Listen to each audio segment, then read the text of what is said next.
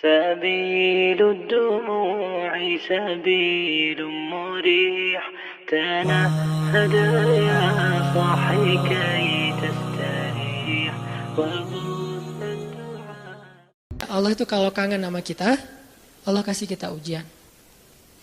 Makanya jangan bikin Allah ngasih kita ujian kalau kangen, tapi ngasih kita nikmat. Kenapa Allah kasih kita nikmat? Soalnya kita udah biasa, nggak perlu diuji juga, udah tetap setiap malam tuh curhat sama Allah. Bukan pas lagi banyak masalah doang baru curhat. Kalau pas banyak masalah doang baru curhat, berarti pas kita lagi normal, kita lama tuh nggak ketemu Allah, nggak pernah miss call Allah, nggak pernah japri Allah, nggak pernah curhat ke Allah, nggak pernah DM. Kan Allah kangen nih. Kemana ya dia? Kok nggak pernah DM saya? Kok nggak pernah miss call saya? Kok nggak pernah japri ke saya? Padahal online-nya sering loh. Tapi kok nggak pernah ke saya, nih online-nya masih apa nih? Kan Allah suka gitu sama hambanya, walaupun dengan analogi sosmed ya. Tapi Allah tuh perhatian banget sama kita. Allah nungguin kita datang. Setelah sekian lama kita cuek sama Allah, tiba-tiba kita baru niat mau datang. Duh, udah lama juga ya saya belum japri ke Allah. Baru gitu doang, belum diketik nih, belum typing. Baru niat doang nih, Allah udah bahagia coba. Allah kok baik banget ya sama kita ya. Seolah-olah Allah butuh kita, padahal nggak sama sekali loh. Ghaniyun anil alamin. Allah tuh nggak butuh kepada siapapun di antara hambanya, nggak butuh sama sekali. Tapi kayak seolah-olah Allah tuh yang butuh banget sama kita. Saking baiknya Allah. Allah itu raufun, rahimun, karimun, jawadun, apalagi latifun. Nah, latifun Allah tuh. Sangat pengen dekat sama hambanya, itu Allah. Udah lama pergi nih. Sibuk dengan semua orang dijapri, semua orang dia chat sampai tengah malam chat sama orang lain, tapi Allah nggak pernah dijapri. Allah tungguin. Kalau manusia mungkin kita bisa nyebutnya kayak kesepian gitu, tapi Allah kan nggak mungkin kesepian. Tetap aja Allah nungguin seperti orang yang kesepian, saking kangennya sama kita coba. Begitu kita ada masalah datang ke Allah, Allah nggak bilang giliran sekarang aja lo datang, nggak kayak gitu Allah. Langsung Allah dekap, langsung Allah ada apa hambaku? Hal min haja, apakah kamu butuh sesuatu? Hal min taib, apakah kamu mau diterima taubatnya? Hal min mustaghfir, apakah kamu mohon minta ampun? Allah tanya kepada kita setiap malam, dicuekin lagi. Datang Allah ke langit dunia. Harusnya kan Allah suruh aja malaikat ya, malaikat kasih tahu ke dia supaya berdoa. Enggak, Allah yang langsung turun. Ibaratnya Allah yang ngejapri kita, enggak dirit juga. Setiap malam japri, setiap malam enggak dirit. Padahal online-nya, lasinnya tuh setiap jam bahkan setiap menit dia online terus. Tapi yang Allahnya nggak dirit, ketimpa lagi tuh. Marahkah Allah? Nggak. Kalau Allah marah, pasti kita udah celaka dari dulu juga. Karena kalau Allah udah marah, maka perhatikanlah kaum-kaum sebelum kalian, kata Allah. Perhatikanlah kaum-kaum sebelum kalian, Ad, Samud, atau tokoh-tokoh sebelum kalian, Firaun, Haman, Namrud dan seterusnya. Perhatikan kalau Allah udah marah nih. Berarti Allah belum marah sama kita. Tapi jangan sampai batasan waktu yang Allah buat itu kita lewatin, itu bahaya. Karena kalau Allah sudah menentukan waktunya, nggak bisa ditolak lagi sama kita. Jadi Allah kangen kepada makhluknya. Jadi sifat kangen itu salah satu di antara sifat Allah. Sehingga kalau Allah aja kangen sama kita kangen nggak sih sama Allah? Ini pertanyaannya nih. Karena kalau kita nggak kangen sama Allah, nggak fair. Kenapa nggak fair? Allah kan nggak pernah dapat kebaikan apa-apa dari kita, kok kangen sama kita? Berarti Allah kangennya tulus. Kalau kangen kita kan ikhlas ya. Ikhlas dengan tulus agak beda dikit nih. Kalau tulus nggak berharap apa-apa. Kalau ikhlas berharap. Kalau ikhlas itu berharap. Allah aja tuh nggak menginginkan apa-apa dari kita, kangen. Berarti kan nggak ngarapin apa-apa, bisa kangen. Baik banget kan? Nah kita kalau kangen pasti ada ngarapin sesuatu. Kayak kangen orang tua, kenapa? Pengen masakan ibu. Kangen kampung halaman, kenapa? Pengen jajan, pengen lihat suasana yang luar biasa di keluarga. Kan kangen ya kampung halaman. Kangen dia misalnya. Pengen disiapin segelas apa misalnya. Green tea lah atau Thai tea atau apalah. Kalau yang standar mah ya, atau kopi misalnya. Kita mengharapkan sesuatu dalam kangennya kita. Kalau Allah kangen gak ngarapin apa-apa. Karena Allah gak butuh kita. Kok kangen? Berarti Allah maha baik. Kangen mengharapkan sesuatu aja baik. Apalagi kangen tanpa mengharapkan apa-apa. Dan yang lebih luar biasanya lagi, Allah bukan cuma nggak mengharapkan apa-apa, kangen pengen ngasih sesuatu kepada kita. Kangen pengen ngasih sesuatu untuk kita. Itu kangennya Allah. Mirip dengan kangennya ibu, walaupun nggak sama, pasti Allah lebih. Kangennya ibu tuh pengen masakin buat kita loh. Kangennya kita ke ibu, pengen masakan ibu. Beda kan? Jadi jangan merasa lebih baik daripada ibu kita ya. Karena realitasnya, jujurnya mah, kita kalau kangen ibu karena pengen dimasakin. Ibu kalau kangen kita karena pengen masakin. Jarang ada ibu kangen karena pengen masakan dari kita. Kan kita nggak bisa masak, kecuali chef lah ya. Chef juga tetap makannya makanan ibu.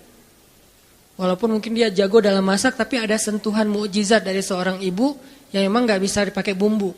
Itu lebih ke perasaan, ketulusan cinta. Beda pasti itu. Ibu saya tuh kalau masak, mungkin banyak ibu-ibu lain atau siapapun perempuan yang masaknya tuh enak. Tapi tetap aja kalau yang dimasak oleh ibu tuh beda. Nggak tahu gimana, nggak bisa dijelasin aja pokoknya, beda. Gitu juga yang dimasakin oleh istri.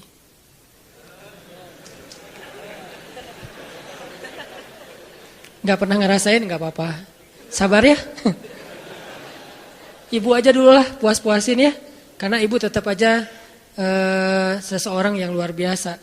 Allah tuh kayak gitu, analogi cinta Allah kepada kita, walaupun gak sama persis tapi minimal ada analoginya, kayak ibu kepada anak.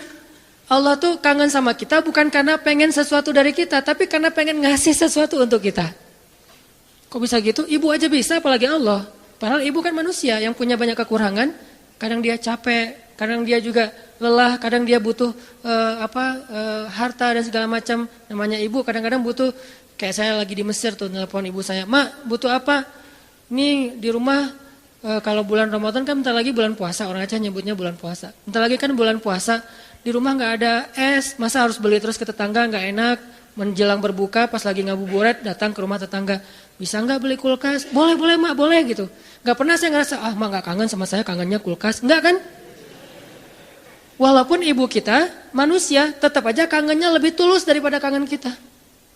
Kenapa ibu pengen beli kulkas? Bukan buat dirinya, buat adik-adik. Karena adik-adik itu kalau buka puasa pasti wajib mereka mah minumnya yang dingin misalnya. Nah ibu gak suka minum dingin. Ibu sama ayah gak suka minum dingin. Ayah saya pasti buka puasanya kalau gak rokok ya kopi. Sebelum buka puasa tuh satu bungkus tuh udah di depan rokok sama kopi. Udah itu aja tuh, gak ada ribet-ribetnya. Mungkin gak bisa ninggalin ya karena dari udah sekian lama katanya sih rokok sebelum sekolah dulu teh. Jadi belum sekolah ngerokok dulu baru sekolah. Orang dulu lah ya. Sampai saya dulu pernah waktu kecil tuh diajarin ngerokok sama ayah saya. Untungnya saya sesak nafas, akhirnya nggak bisa nerusin. Warisan dari ayah saya. Kan dulu mah suka nonton Dunia Dalam Berita gitu kan, masih TV hitam putih dunia. Ketahuan usianya. Dunia Dalam Berita, pasti banyak yang nggak tahu Dunia Dalam Berita itu apa. Anak zaman now lah. Dulu tuh ayah saya ngerokok sambil nonton Dunia Dalam Berita. Terus tahun sekali G30 SPKI kan, nonton. Saya di sebelahnya. Ya, coba dong. Wes. Jadi kita kompak tuh berdua tuh. Wes. Satu batang berdua, sisanya satu bungkus sendiri dia. Jadi bukan karena pengen minum air dingin ayah dan ibu saya beli kulkas, justru buat adik-adik. Berarti tetap aja tulus. Terus, "Mak butuh apa?" Nih adik-adik belum sekolah. "Mak butuh apa?" Nggak pernah minta untuk dirinya sendiri. "Mama nih mau lebaran gak ada baju baru." Gak pernah, pasti untuk adik-adik. Kenapa gak untuk saya? Mungkin dianggap saya udah mampu sendiri, udah mandiri, jadi udah gak perlu dikasih-kasih. Artinya dalam cerita ibu kita bisa melihat kebesaran Allah. Kalau ibu aja yang penuh dengan kekurangan bisa setulus itu, apalagi Allah. Ibu bisa kangen kepada kita karena pengen masakin buat kita. Allah kangen kepada hambanya karena pengen ngasih nikmat untuk hambanya. Allah kangen kepada pendosa karena pengen ngampunin dosa-dosa dia. Kenapa gak diampunin aja? Karena dia gak datang. Kenapa gak dimasakin aja? Ngapain dimasakin, orangnya gak ada. Kan gitu kan? Katanya ibu kangen, tapi kok gak masak masakan kesukaan aku? Lah kamu masih di Bandung, ibunya di Jawa. Ya gimana yang masakin, siapa yang makan basi? Nah ibu gak makan spesial itu. Sehari-hari paling makan nasi putih, garam sama telur ceplok. Kalau enggak juga cuma cabai. Saya waktu kecil makanan favorit saya itu nasi putih, garam, cabai. Itu aja dimakan, enak banget tuh. Sesekali makan telur di dada, diceplok, itu juga tunggu dari kandang ayam. Karena kita nggak beli telur, tapi ibu tuh nernak ayam di belakang. Setiap pagi saya periksa, pinggir loh, ngeliat telur loh gitu. Si ayam-ayamnya dipinggirin. Oh nggak ada, kurang produktif. Hari berikutnya dicek, 3 hari sekali ada telurnya. Kan telur kalau baru dari kandang itu kan hangat banget tuh. Saya ngerasain ternyata bedanya rasa telur dulu sama sekarang. Memang beda. Dulu tuh nggak pakai pecin juga udah enak. Kenapa sekarang jadi generasi micin? Karena telurnya udah nggak berkualitas. Pembahasannya nggak penting. Jadi makanan ibu cuma gitu. Terus kenapa ibu? Misalnya di Aceh itu ada namanya masakan kari lah ya, kari kambing, kari ayam. Kenapa emak kalau katanya kangen sama aku kok nggak masakin kari ayam? Lah kan kamu di Mesir, ngapain dimasakin? Yang makan siapa? Gitu juga Allah. Katanya Allah pengen ngampunin dosa aku, kok nggak diampunin? Lah kamu nggak pernah taubat, nggak pernah datang, nggak pernah sujud, nggak pernah minta ampun. Gimana mau diampunin? Kayak dikasih ampunan nggak ada yang ngambil gitu. Bukan Allah nggak mau ngampunin kita nggak mau ngambil, kita nggak mau makan, kita nggak mau datang gitu. Padahal Allah sediain. Begitu kita mendekat sedikit aja langsung Allah masakin tuh ampunan. Langsung menunya yang paling enak. Kalau analogi ibu tadi masak, langsung disediain untuk kita. Disediakan dengan sangat istimewa buat kita ampunan Allah. Apa istimewanya? Lengkap. Lengkap gimana? Dosanya, semua dosa diampuni. Semua dosa tuh ada tuh. Dosa A, B, C, ampuni semuanya. Taubat diterima dengan seolah-olah kita tuh udah orang paling suci. Kan orang yang paling suci itu orang yang baru bertaubat kan? Orang yang paling suci itu orang yang bukan banyak amal soleh. Itu orang yang paling banyak pahalanya.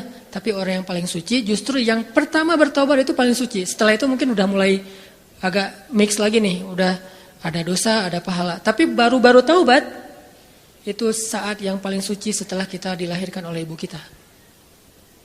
Kita udah jauh dosanya udah kayaknya kalau di dosa itu jadi titik-titik di hati kita. Bukan hati kita doang yang hitam, seluruh tubuh kita udah hitam. Karena udah nggak ada tempat lagi di hati. Saking banyaknya dosa. Kalau seandainya dosa itu satu titik pulpen, terus setiap kita buat dosa tuh jadi tinta sekecil ujung pulpen itu di hati kita, kayaknya bukan hati kita doang yang udah hitam, seluruh tubuh kita juga udah hitam.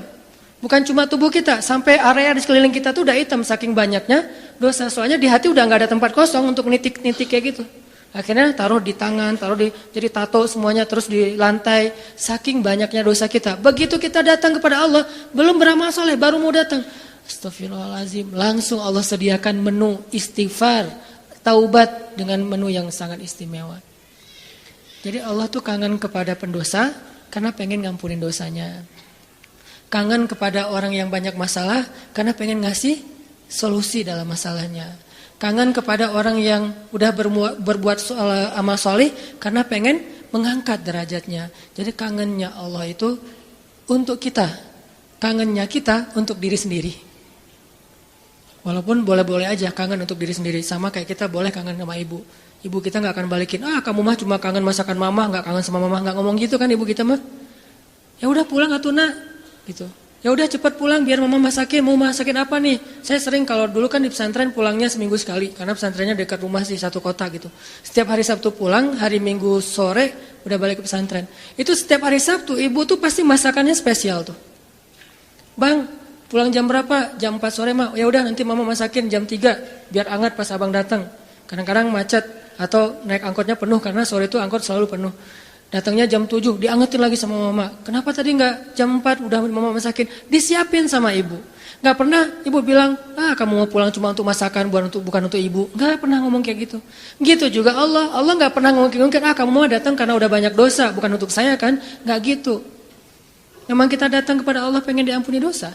Memang kita datang kepada Allah karena butuh. Dan butuhnya kita kepada Allah bentuk dari yakinnya kita. Gak boleh kita bilang saya gak butuh Allah. Saya mah memang datang karena cinta. Gak gitu. Itu mah terlalu naif menurut saya. Saya gak butuh surga. Saya gak takut neraka. Naif banget sih. Gak takut neraka.